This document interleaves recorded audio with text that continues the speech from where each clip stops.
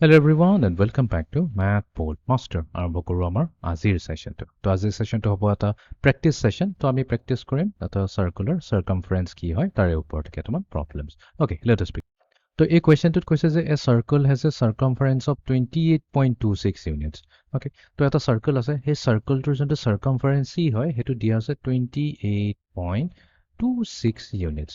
আৰু আমাক সুধিছে ইয়াৰ ডায়ামিটাৰটো কি হ'ব। ইয়াৰ আমাৰ ডায়ামিটাৰটো কি হ'ব এইটো আমাক ক্যালকুলেট কৰি উলিয়াব দিছে। তো আমি যোনটো c হয় এই c ৰ ফৰ্মুলাটো জানো। c ৰ ফৰ্মুলা হৈছে কি 2 * পাই * r। তো এই c জেগাত আমি কি লিখিব পাৰো 2 * পাই * r লিখিব পাৰো। এইটোৱে হৈছে আমাৰ সাৰ্কামফাৰেন্সৰ ফৰ্মুলা। তো এক প্ৰকাৰে আমি এইটো কৈছো যে 2 * পাই * r হৈ যাব 28.26। এতিয়া পাইটো আমি ৰাখি দিওঁ, পাইটো আমি বাহিৰতে ৰাখি দিওঁ। সো পাইৰ লগত আমি ব্ৰেকেটৰ ভিতৰত ৰাখি দিওঁ 2 * r। এইটো কিয় কৰিছো বিকজ আমি জানো যে আমাৰ কুৱেশ্যনত কিন্তু আমাক ৰেডিয়াছ ওলাব দিয়া আমাক ডায়ামিটাৰ ওলাব দিছে। আৰু ডায়ামিটাৰ কি হয় সদায় ডায়ামিটাৰ হৈছে ৰেডিয়াছৰ 2 গুণ। তো 2 টাইমছ r হ'লে আমাৰ ডায়ামিটাৰ ওলাই যায়। তো তাৰমানে কি এই 2 পাই নিলিখি পেলাই ইয়াৰ জেগাত আমি ডায়ামিটাৰ টি লিখিলো। এইটো হৈ যাব 28.26। ওকে 28.26। তো আমাকতো কি ওলাব দিছে ডায়ামিটাৰ ডি ওলাব দিছে। তো তাৰমানে 28.26ক আমি কি কৰিম 3.14 এৰে ডিভাইড কৰি দিম। এইটো হৈছে আমাৰ পাই ভ্যালু। মই জাস্ট পাই জেগাত কি কৰিলো 3.14 লিখি দিলো আৰু এইটো ইয়াতে ডিভাইড কৰি দিলো যেহেতু আমাক ডি ওলাব লাগে। এতিয়া এইটো ক্যালকুলেট কৰিবৰ কাৰণে আমাক ক্যালকুলেটৰ লাগিব। তো এবাৰ ক্যালকুলেটৰটো আমি উলিয়াই লম।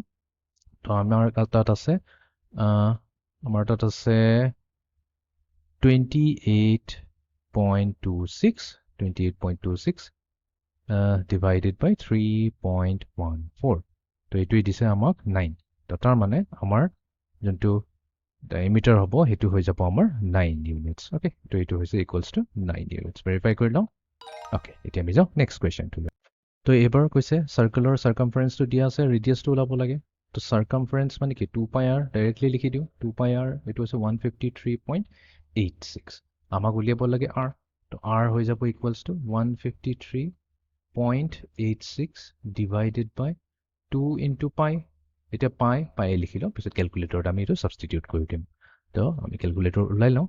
তো আমাক লাগে 153.86 ডিভাইডেড বাই ব্ৰেকেটৰ ভিতৰত লৈ লওঁ 2 * পাই আছে আমাৰ ইয়াতে 2 * পাই ব্ৰেকেট ক্লোজ।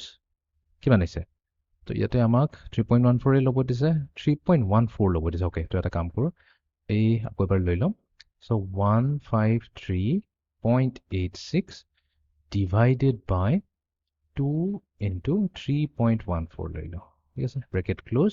তো এইটো দিব 24.5। Okay, so enter answer as a decimal. তো এইটো দিব আমাক 24.5।